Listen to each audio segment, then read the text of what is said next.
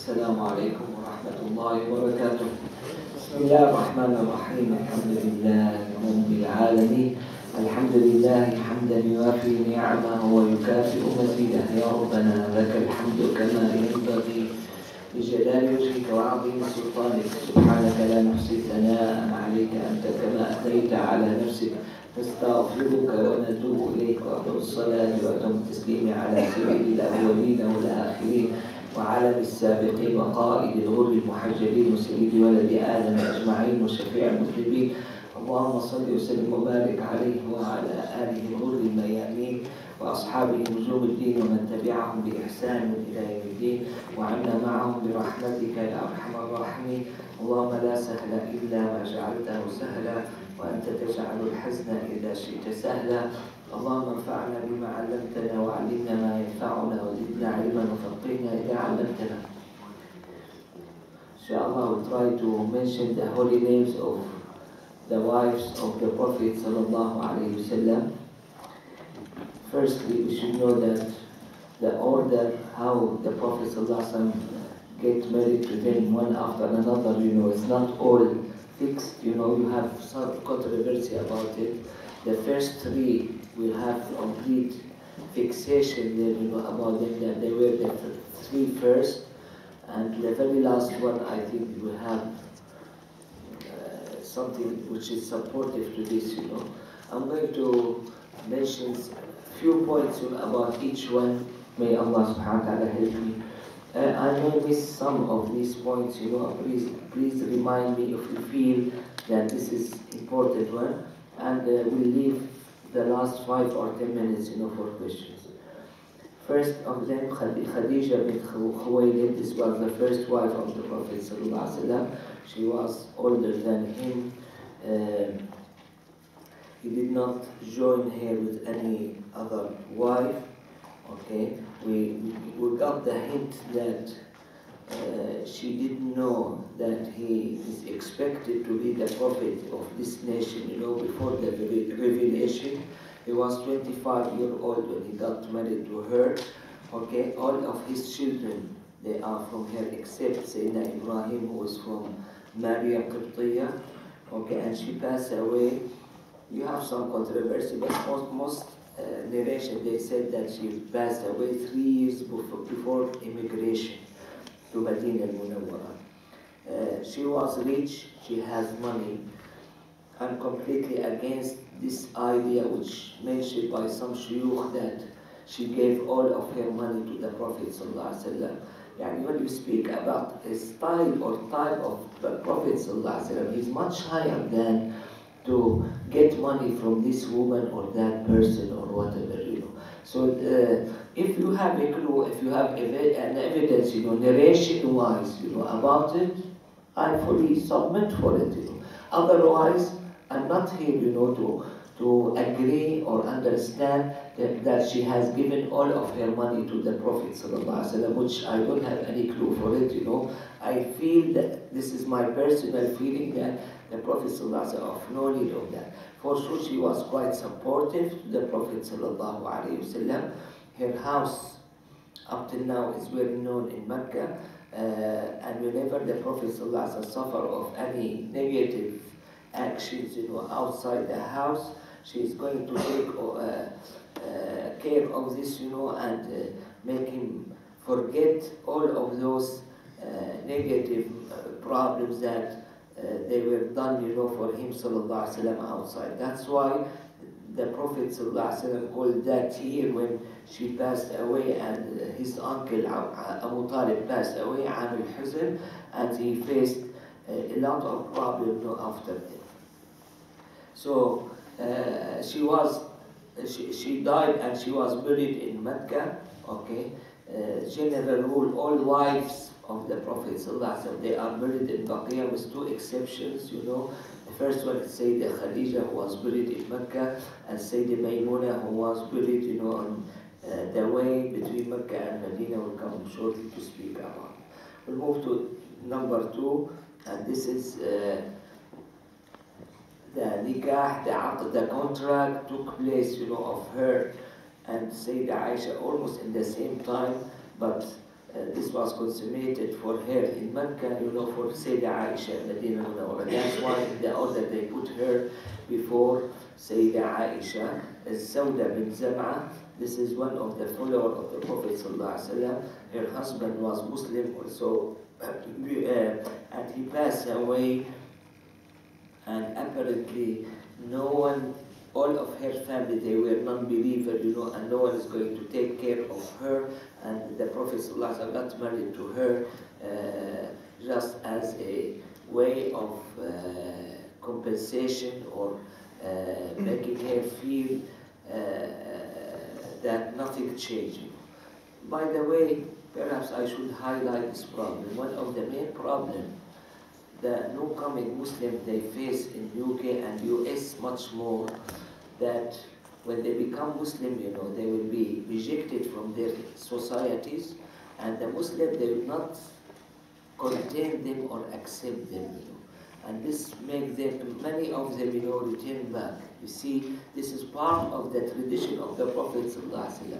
When he has such a woman, you know, who was, I don't know how much, but she was rejected, you know, from her community, you know, the Prophet ﷺ got married to her, you know. And this is, we should take it seriously, you know, because it sounded, you know, even though I did not come through it, you know, directly, you know, but it sounded as if it's a real problem, you know, in the West, especially in US and perhaps in UK also. Number 3 was Sayyidah Aisha radiallahu anha. Again, we have the contract done in Mecca, you know, that the consummation of the wedding was done in Medina Munawwara. She was quite young, you know, and she was the only virgin that the Prophet ﷺ got married to her.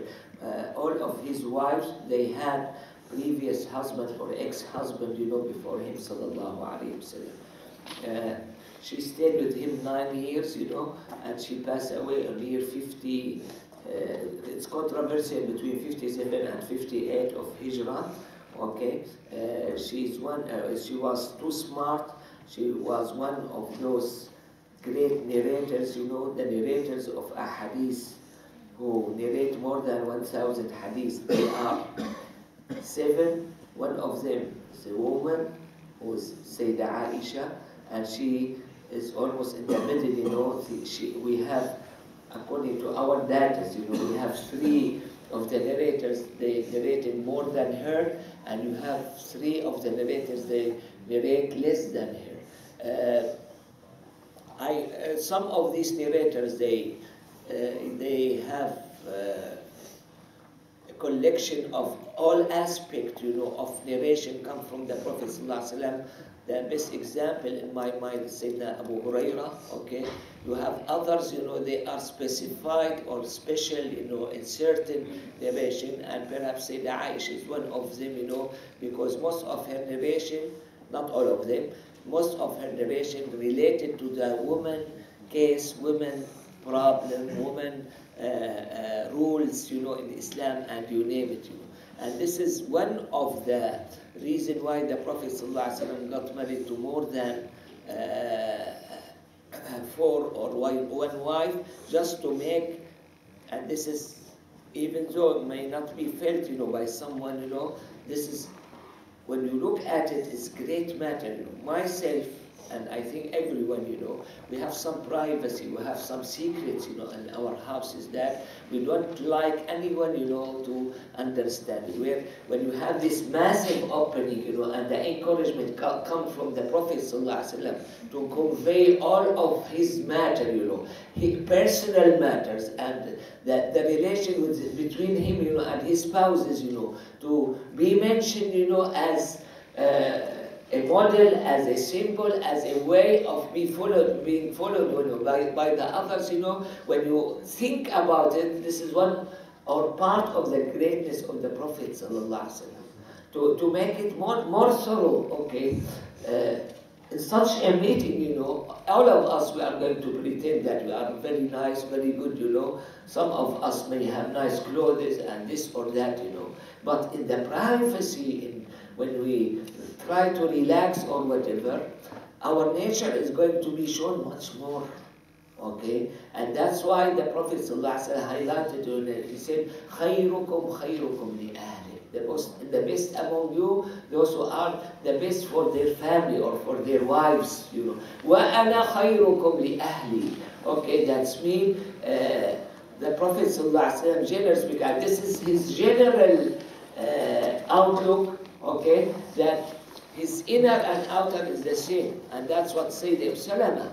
This is one of his wives, you know, when she was asked, you know, to describe the Prophet ﷺ, she said he was from the inner and the outer the same. That's why for such a person like the Prophet ﷺ doesn't make any difference, you know, when you have everything open, you know, in these houses. To best of my knowledge, over the history, I did not come through anyone, you know, he was quite open like the Prophet ﷺ from inside. And by this, you know, really we should, as I said before, you know, we should be proud, you know, of him ﷺ. And this point, this particular point, we should be proud of it, you know. Here, he did not hide anything, you know, he did not misbehave, he did not make anything wrong, you know, inside the houses, you know. I would rather say he has this encouragement, you know, for those people, you know, for the wives, you know, and the others, you know, to convey all of these matters. And before the wives, you have some, not all, of these problems, these house problems, you know, which took place, you know, between the Prophet and some of his wives. They are even mentioned in the Holy Quran, okay? You have some of them mentioned in the Quran, you have many of them mentioned in the prophetic tradition, you know, and the Prophet ﷺ was not ashamed of any of them, you know, and we feel ourselves, we are not ashamed, you know, when you have wrong person, you know, or wrong culture, you know, and they criticize the Prophet ﷺ for a certain point of it, you know, this is their problem, this is not the Prophet's problem. And here in Sayyidah Aisha in particular, we have a problem, you know, for these people, not for us, you know, because nowadays, I had mentioned it before, I'm going to repeat it, you know, again. Nowadays, everyone thinks that the early marriage, you know, is wrong to be done. Okay, and some Muslims, they try even to adjust the age of Sayyidah Aisha for that purpose. Okay, you feel it wrong, you know, you don't want to do it. It's not as bad as when you try to adjust the age of Sayyidah Aisha. Yani when you made, which is a'udhu billah of this, you know, we made Sayyidah Aisha done, she doesn't know her age, okay? We made all those narrators who narrate this age from Sayyidah Aisha, we made them wrong, okay? And we are those who come after 1400 years or so, we are the smart one, you know, to understand the real age. She did not know her age, the people around her, they did not know her age, okay, we know it. My question here, it comes, you know, if this idea for those communities, you know, nowadays, it's changed after 50 years. Are we going to change the age of Sayyidah Aisha again? Okay, yeah, what I'm trying to say, as a Muslim, rather than adjusting, you know, the facts that you receive from the Prophet ﷺ to your time or to your community or to your social matter, you know, you should adjust yourself to this matter. The Prophet ﷺ is our teacher. The Prophet ﷺ is our model. We should go according to him, okay? To be honest with you, we may be successful in many occasions in adjusting ourselves to that great instruction or golden instruction given by him, sallallahu alaihi wasallam. And sometimes we may not be able to do it. Why? Because we are deficient, okay? Here, rather than blaming him, sallallahu alaihi wasallam, or blaming the setting there, I should blame myself. Listen, I'm telling myself, listen, okay? You are good in that point, you are bad in that point, okay? I'm going to scale myself accordingly, okay? The Prophet ﷺ, one of his greatness, you know, he is, as mentioned in the Quran, general for everyone. Ya ayyuhan nas inni rasulullah ilaykum jami'an.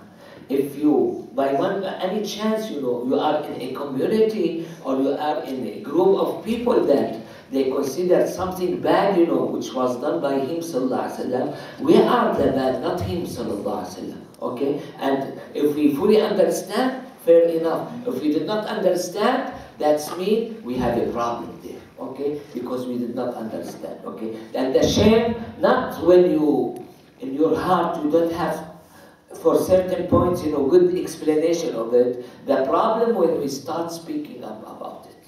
Okay? Then you have this problem. Okay? And this is my attitude, this is my belief, I fully believe that the Prophet ﷺ had a contract with Sayyidah Aisha when she was 6 years old. So he got married to her when she was 9 years old. Okay? She was, when the Prophet ﷺ was commanded to give the choice to his wives, to make their decision, they will stay with the Prophet ﷺ or they want to go away. The first woman, to ask her was Sayyidah Aisha, as narrated in Bukhari. Okay? And if there's any problem of some people, have fishy ideas here or there, such a woman, not Sayyidah Aisha, such a woman that in their mind, she should say no. Especially she was less than 20-year-old. Okay? And when we look at our girls, in our time, they are significantly interested in different matters, of dunya, and for sure they are going to have that bad answer to that question, okay? Whereas Sayyidah Aisha, myself, I feel proud that she is my mother, okay? She is the mother of believers. Why? Because even though she was minor in age, she was mature, in her decision. When she said, for you, I'm going to ask. And the Prophet ﷺ had some concern. He said, before giving the answer, go and ask your parents. She said, for you, I'm going to ask my parents. I want you. This is even though, it took place, for a few seconds there, But for us, really, I'm too proud, of this setting, of this matter, This is, again, as I said before, tell me that she had from the Prophet ﷺ something that never experienced by any humankind. And I would like myself, and I would like for the others, to have this special taste, about him, sallallahu alaihi wasallam. His messenger, his prophet, But those areas, of specialties, we should explore, we should understand, we should taste, we should live, we should have much better knowledge, about these points, okay? You want to set up your life in different pattern, this is up to you. Okay? And here, the Prophet ﷺ did not make it as a compulsory that each woman should get married, at that particular age. Okay? But I'm quite sure, I'm quite confident when we try to run away of the teaching which was given directly or indirectly by our Prophet and by those great people surrounding him, we are the loser. We are the ones who are going to suffer.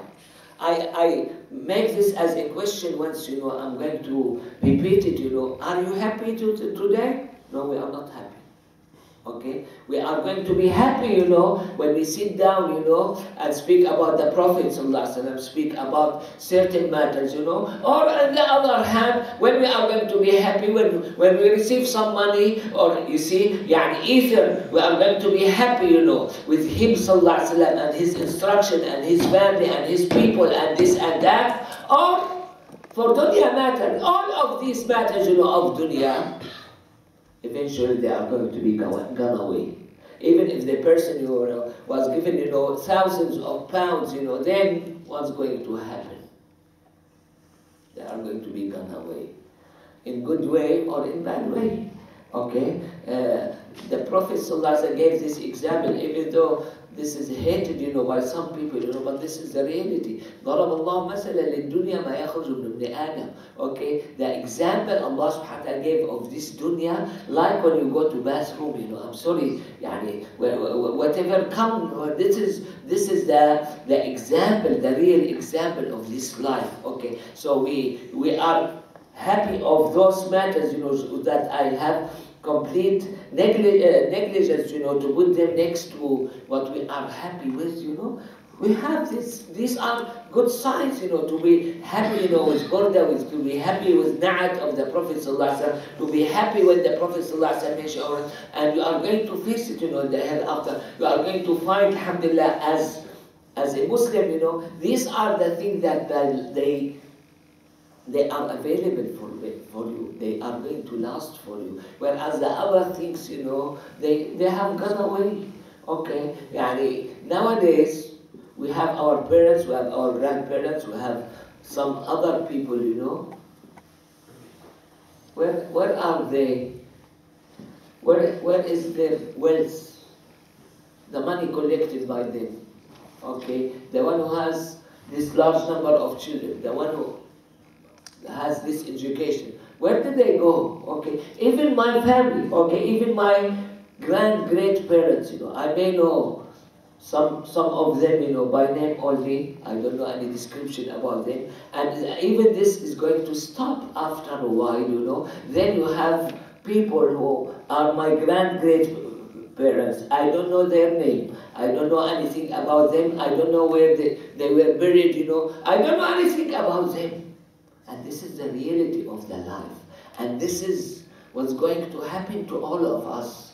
But here comes the more serious question, If they are gone in my stand, I don't know anything. Are they gone in the Allah subhanahu wa ta'ala stand? No. They are going to be brought to the hereafter, and they are going to be interrogated, and they are going to have something of their deed, or of their action, or of their reality, which lasted and helped them in the hereafter. You recite it in the Quran, وَالْبَاقِيَاتُ الصَّالِحَاتِ. Okay, what's the meaning of baqiyat al-salihat? Something is going to last forever for you, and they are good for you, baqiyat al-salihat. In my imagination, you cannot have baqiyat salihat without having a human that is going to last for these matters. That's me.